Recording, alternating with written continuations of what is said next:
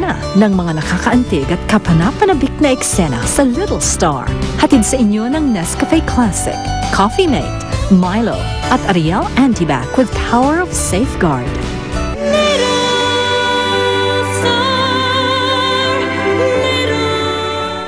Ang sakit-sakit para sa isang ina na marinig ang ganyang malisyosong balita tungkol sa kanyang anak.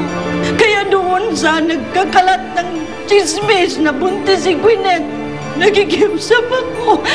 Please, tigilan niyo na. Hindi po yun totoo. Di hamak na mas magaling akong umarte kaysa mga ibang artista dyan, ano? Kaya, Mak, Ano? meron po talagang nabuntis. Pero hindi po ako yun. Ay, sino? Yung PA ko po si Helen. Tayo nagsalita na si Gwyneth. It's not true. Hindi siya buntis. Ay, sinabi ko naman sa inyo, hindi nga ako buntis. Ano yung sinasabi nung Gwyneth na yun na buntis ka? Pagdating ko galing ng Amerika, maintindihan nyo rin kung bakit ko ginagawa to. Maintindihan nyo rin lahat kung bakit nangyayari to.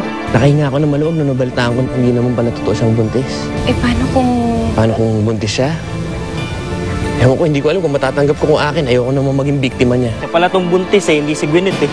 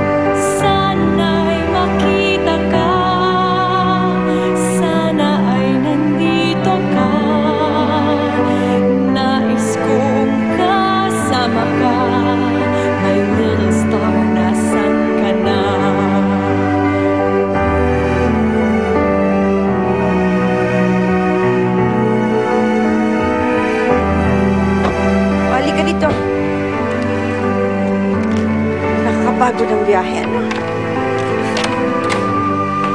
Ay, home sweet home!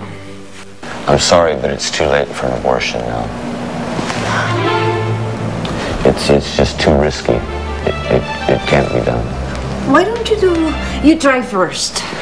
I'm sorry, it's just, she's too far along and it's too risky.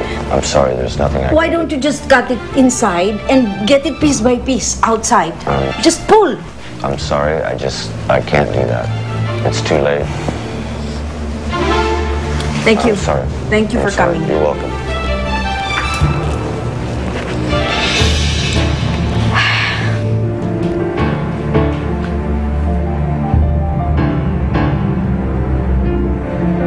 Natangahan mo ito ha?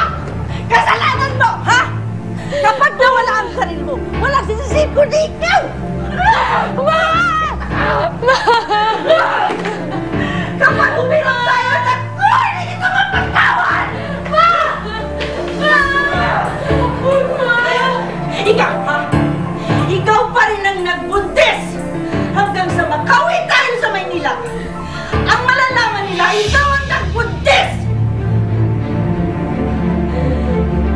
Hindi ka na naawa sa akin! Pagkatapos na lahat ang hirap ko sa'yo! Ikaw ang buntis, hindi siya!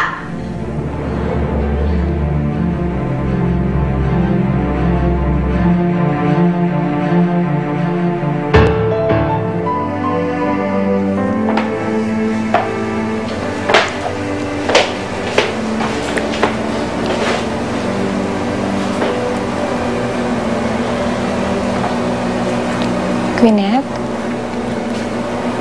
Okay ka lang ba? Bakit hindi ka pa natutulog? May nararamdaman ka bang hindi maganda? Gumalaw siya. Sumipa.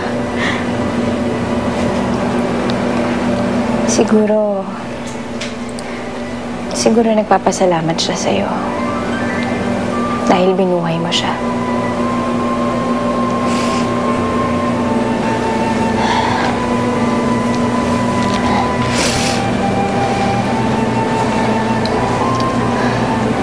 Ganit, naiintindihan ko mga pinagdadaanan mo.